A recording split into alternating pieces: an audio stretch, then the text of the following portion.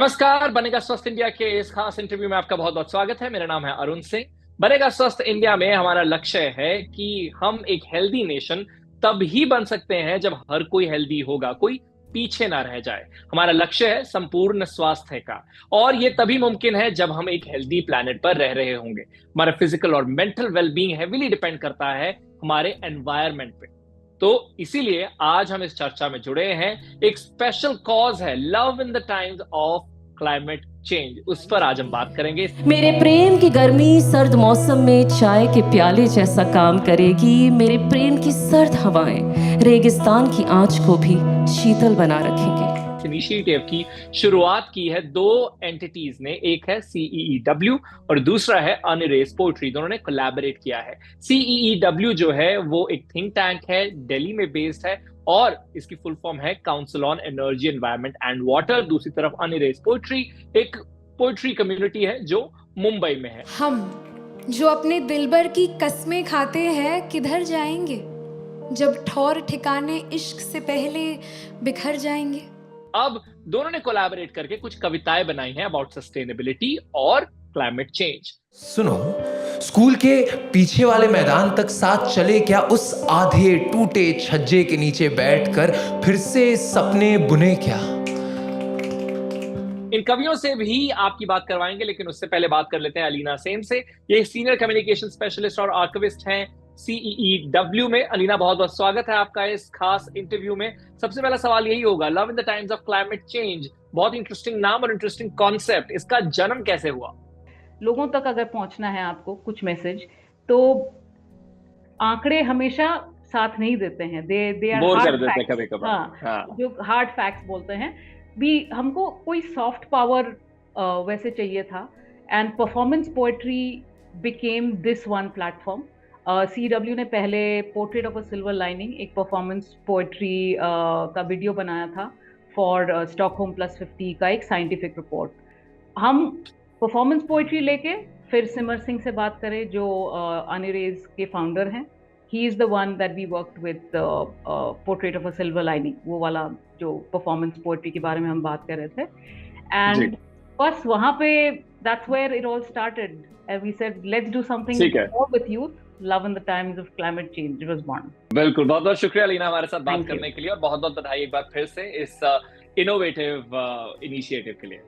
Thank you so much Arun. हमारे साथ है बहुत ही काबिल पोएट और स्टोरी टेलर प्रिया मलिक। प्रिया, बहुत बहुत स्वागत है आपका। बहुत बहुत शुक्रिया। आपकी कविताओं को हम बहुत सराहते हैं, देखते रहते हैं इंस्टाग्राम और यूट्यूब पर, लेकिन इस बार आपने बहुत ही स्पेशल कॉज चुना है। ऑफ कोर्स हर बार एक कमेंट्री तो होती है किसी न किसी सोशल इशू पर, लेकिन इस बार क्लाइमेट चेंज बहुत ही अलग विषय है, और उसके लिए आई एम श्योर मेहनत भी होगी। तो बहुत सारे सवाल है मेरे, लेकिन उससे पहले अगर हम आपकी कविता सुन सकते हैं। जी जरूर। तुम पूछते हो मुझसे कि क्या तुम्हारे लिए मेरा प्रेम कभी बदलेगा। वैज्ञानिकों का कहना है कि अगले 100 साल तक पृथ्वी पर सब कुछ बदल जाएगा। ज्यादा बर्फ पिघलेगी, महासागर बढ़ेंगे, कहीं गर्मी बढ़ेगी, कहीं सर्द हवाएं, कहीं बारिश होगी, और कहीं सूखा पड़ेगा। कहीं तेज तूफान आ सकता है, समुद्र बदल सकते हैं, सूरज कम या ज्यादा ऊर्जा भेज सकता है, सब कुछ बदल सकता है। लेकिन तुम्हारे लिए मेरा प्रेम ठीक वैसा ही रहेगा जैसा पृथ्वी को रहना चाहिए। मेरा प्रेम उस बर्फ की तरह है जिसके इंतजार में गर्मियां गुजारी जाती हैं। मेरा प्रेम उस महासागर की तरह है जिसमें इश्क की नदियां मिलाई जाती हैं। मेरे प्रेम की गर्मी सर्द मौसम में चाय के प्याले जैसा काम करेगी। मेरे प्रेम की सर्द हवाएं रेगिस्तान की आंच को भी शीतल बना रखेंगी। मेरे प्रेम की बारिश में तुम बस बूंदों से दोस्ती कर लेना, और सुनो, अगर बाढ़ आ जाए तो मेरे प्रेम की सूखी धरती पर एक बार बस कदम रख लेना। बहुत बढ़िया प्रिया, वाकई बहुत बढ़िया। और अब हमारे साथ जुड़ गई हैं स्टोरी टेलर और राइटर हेली शाह। बहुत बहुत स्वागत है हेली आपका। Thank you. तो हेली के पास एक ताकत है कि ये शब्दों के जरिए हमें किसी और ही जहान में ले जाती हैं, और इन्होंने क्लाइमेट चेंज जैसा टफ टॉपिक जो है वो चुना है पोएट्री के लिए, जो इस पूरे प्रोजेक्ट का उद्देश्य है। तो हेली, हमें इंतजार मत करवाइए, please recite the poem that you have. जरूर जरूर। बदलते हैं जमाने, कहानी वही रहती है, बिछड़ते हैं दीवाने, दीवानगी वही रहती है। सन 2023, आज का दिन। इससे पहले कि कुछ ऐसा हो जिसे हम बदल नहीं सकते, अब भी वक्त है तो क्या हम संभल नहीं सकते? हम जो अपने दिलबर की कस्में खाते हैं, किधर जाएंगे जब ठौर ठिकाने इश्क से पहले बिखर जाएंगे? आखिर प्यार की हर जीत आबो हवा से ही पूरी है। जमाना वही है, पर अब कहानी को बदलना जरूरी है। बहुत खूबसूरत हेली, बहुत बहुत शुक्रिया ऐसा लिखने के लिए। और वाकई जिस तरीके का इम्पैक्ट इस पोएम से मुझे हुआ वो सराहनीय है। एंड आई होप कि और भी बहुत सारे लोगों को जो है वो जरूर कुछ करने के लिए इंस्पायर करेगी। और अब हमारे साथ जुड़ गए हैं एक और पोएट, अमनदीप सिंह। अमन, बहुत बहुत स्वागत है आपका। बहुत शुक्रिया अरुण, थैंक यू। तो देखिए, गुफ्तगू तो हम करेंगे, लेकिन उससे पहले हम चाहते हैं कि आपकी जो कविता है हम वो भी सुन ले, क्योंकि उसमें असली इम्पैक्ट है। उसके बाद हम उसके ऊपर जो चर्चा है वो जारी रखेंगे। So please. तो हिंदी में है ये, और पीस का नाम है वो लौट आई। तो कुछ ऐसा है कि बचपन के प्यार वाले वादे अब कौन निभाता है, मौसम जो एक बार जाए तो फिर कहाँ लौट कर आता है। मगर देखो इस दफा मेरे शहर के सावन को और रोशन करने आई है। 13 साल बाद एक शाम वो लड़की अपना वादा निभाने आई है। क्या उसे अभी वो बात याद है, हमारी वो आखिरी मुलाकात याद है? वो उलझी सी लड़की जो मेरी जिंदगी की बहार थी, बचपन का प्यार थी, मेरे शहर में खिलने वाले गुलमोहर की तरह मेरी आंखों का श्रृंगार थी। हर दिन चौराहे पर मिल जाती थी मुझे जहां वो, फिर से वहीं चौंका गई मुझे, न जाने कहां से ई बाइक पर मेरे सामने आ गई वो। देखकर मुझे वो भी हैरान थी, इसलिए शायद धीरे से उसने मुझे गले लगा लिया और फिर पूछा, सुनो स्कूल के पीछे वाले मैदान तक साथ चले क्या? उस आधे टूटे छज्जे के नीचे बैठकर फिर से ख्वाब बुने क्या?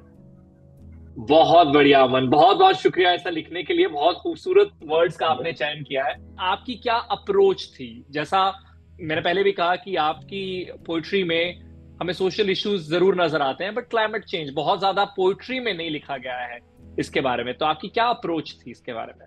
आई थिंक सबसे बड़ी कोशिश ये थी कि ये बातें किताबों तक सीमित ना रहें, और ये बातें आमतौर पे रोज़मर्रा की ज़िंदगी में दोस्त एक दूसरे से शेयर करें इस कविता को, और जितने लोग सुनेंगे उतने लोग सीखेंगे। बिकॉज प्रेम एक ऐसी चीज़ है जो हम सब फील करते हैं, लेकिन क्या क्लाइमेट चेंज ऐसी चीज़ है जिसके बारे में हम सब रोज़मर्रा की ज़िंदगी में सोचते हैं? तो कोशिश ये थी। लेकिन ये वो यूजुअल थीम नहीं है जो आप अक्सर लिखते हैं, जिनमें हम आपको अक्सर रिसाइट करते हुए देखते हैं। आप यूजुअली लव लाइफ के बारे में लिखते हैं, लेकिन क्लाइमेट चेंज, क्या अप्रोच आपकी थी? किस तरीके से आपने टॉपिक का चयन किया? जी, अगर सही तरीके से कहा जाए तो मैंने जब वो पहला ड्राफ्ट लिखा है, जो पहली कोशिश की है, वो वैसे ही लिखा है जैसे हम कोई और चीज के लिए लिखना शुरू करते हैं। जो दिल में आई हुई पहली बात है उसे आप कागज पर उतारिए और फिर देखिए वो बात आपको कहाँ तक लेकर जाती है। And thanks to CEW people, after the first draft was done, जब हमने पहला ड्राफ्ट लिख लिया तो उसके बाद हमारे साथ उन्होंने वर्कशॉप की, और जो चीजें सिर्फ पोएटिक होती है उस पर उन्होंने जरा सा तड़का लगाया है अपनी रिसर्च का, और जो 19-20 होता है उसे बिल्कुल 20 या 19.5 करके मुझे दिया है। तो उसके लिए मैं कहूँगा शुक्रिया उनको। एंड ये ऐसे ही सिंपल अप्रोच रहा है। और टॉपिक कैसे आपने चूज किया? जी, तो मैं एक छोटे से शहर जमशेदपुर से आता हूँ, और ये एक ना सबका मिथ है, एक सबके जहन में ये बात बैठ चुकी है कि क्योंकि जमशेदपुर एक इंडस्ट्रियल सिटी है, टाटा है वहां पर, तो वो एनवायरमेंट फ्रेंडली नहीं होगा, पोल्यूशन होगा काफी और वातावरण ठीक नहीं होगा। पर वैसा नहीं है, it's a very eco friendly city. And the idea was to bring it, like वो ख्याल कि आप देखिए मेरे शहर को मेरे नजर से, और वहाँ जो मोहब्बत होती है, वहाँ जो प्यार होता है, वहाँ जो छोटे शहर की वो गुफ्तगू और जुगलबंदी होती है, उसे लाएं। एंड क्योंकि एक इम्पैक्ट आता है कि इंडस्ट्रियल सिटी भी एनवायरमेंट फ्रेंडली हो सकती है, वो एनवायरमेंट के साथ हाथ में हाथ लगाकर पकड़ कर चल सकती है, वो मुझे दर्शाना है। तो इसीलिए ये कविता लिखी गई। क्लाइमेट चेंज एक बहुत ही बड़ा टॉपिक है, कॉम्प्लेक्स हो सकता है, इसके शब्द जो हैं वो थोड़े टेक्निकल हो सकते हैं। तो किस तरीके के चैलेंजेस आपके जहन में थे जब आप ये लिख रही थी? जब इसके चैलेंजेस की बात करूँ तो पहले तो मेरा मकसद बस यही था कि मैं एक ऐसी कहानी लिखूं जो मेरे लिए मेरे एक पर्सनल स्पेस से आए, ताकि वो लोगों से जुड़ सके। कहीं ना कहीं आई थिंक जब शुरुआत की इस प्रोजेक्ट की तो मेरा मकसद यही था कि मैं इसे इस तरह से लिख पाऊं जो हमारे डे टू डे वर्ड्स जो हम इस्तेमाल करते हैं, इसे बिना कॉम्प्लिकेट किए हुए वैसे लिख पाऊं। और खुद को भी पहले ज्यादा रिसर्च की जरूरत पड़ी। मैंने काफी क्लाइमेट चेंज के बारे में पढ़ा और इस प्रोजेक्ट के जरिए CEEW के साथ काम करने का मौका मिला, जो कि हमें जिन्होंने हमें काफी कुछ बताया। उनके साथ कई डिस्कशंस हुए जिसकी वजह से हमें भी काफी सारे नुआंसेस क्लियर हुए। और उसके बाद इस कविता को फिर भी एक पोएट और एक आर्टिस्ट के नजरिए से अप्रोच किया, इसे बिना टेक्निकल बनाए हुए, ताकि ज्यादा से ज्यादा लोग इसे सुन सके, ज्यादा से ज्यादा लोगों तक ये बात पहुंच सके। सर, आपने फैसला कैसे लिया कि मुझे CEEW से कोलैबोरेट करना है? जी, it was a mutual approach. मतलब हम भी ऐसा कुछ करने का सोच रहे थे और CEEW के जो लोग हैं हमारे दोस्त वहां पर, वो भी लेकर आए कि आइए कुछ ऐसा लिखते हैं जो इतना कोलोकियल हो कि हर एक इंसान उससे रिलेट कर पाए, इतना जहनी हो, इतना साधारण हो, पर उस साधारण चीज में हम ऐसा कुछ घुमाकर उन्हें दिखाए जो वो देख रहे हैं मगर समझ नहीं पा रहे। तो क्योंकि हमारा थॉट प्रोसेस सेम था, एक उद्देश्य सेम था दोनों की तरफ से, तो इसलिए आई गेस हम साथ में जुटाए। तो आपने जो थीम चुनी है वो फ्यूचर बेस्ड है, वो कैसे आपने चुनी कि मैं फ्यूचर की बात करने वाली हूँ या फिर जो टिकिंग बॉम्ब है उसको एड्रेस करने वाली हूँ?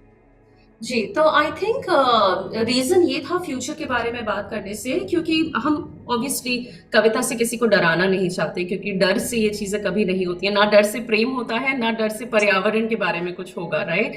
आई wanted to state the facts and I personally wanted to make sure कि हम उन चीजों के बारे में बात कर रहे हैं जिन चीजों के बारे में बात करी जा रही है। आने वाली पीढ़ी, कल को जब मेरे बच्चे होंगे, क्या वो बिना मास्क के सांस ले सकेंगे? तो ये सारी चीजें दिमाग में चलती रहती हैं जब हमारे मम्मी पापा बात करते हैं अपने बचपन के बारे में। अरे हम तो ऐसे करते थे, हमारे टाइम में तो ये होता था, जो शायद अब आपके और मेरे दौर में नहीं है। तो I wanted to make sure that I talk a little bit about the future, लेकिन प्रेम के जरिए। आखिर में आप क्या देखती हैं, इसका इम्पैक्ट कैसे होते हुए देखती हैं? मतलब मैं एब्सोल्युटली इम्प्रेस्ड हूँ और मुझे लगा कि हाँ, वाकई ये एक बहुत ही अलार्मिंग सिचुएशन है। लेकिन ओवरऑल आप कैसे देखती हैं कि जो आपकी कविता है ये इम्पैक्ट क्रिएट करेगी on a larger scale? I think देखिए, कला का मनोरंजन से भी ज्यादा ऊपर जो स्तर मेरी लिए है वो है कि कला आपको सोचने पर, आपको कुछ महसूस करने पर मजबूर कर देती है।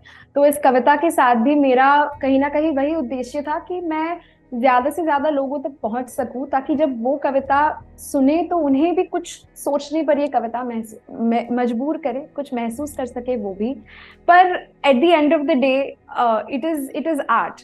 तो मैं चाहूंगी कि लोग सबसे पहले तो इसका जो चित्र हमने बनाया है उसे एंजॉय करें। और इम्पैक्ट की अगर बात करूं तो मैं बस चाहती हूँ कि लोग इसके बारे में बात करें। कहीं ना कहीं हम ना क्लाइमेट चेंज को एक बहुत दूर का प्रॉब्लम समझते हैं और भूल जाते हैं कि ये हमारी निजी जिंदगी में इसका कितना असर है।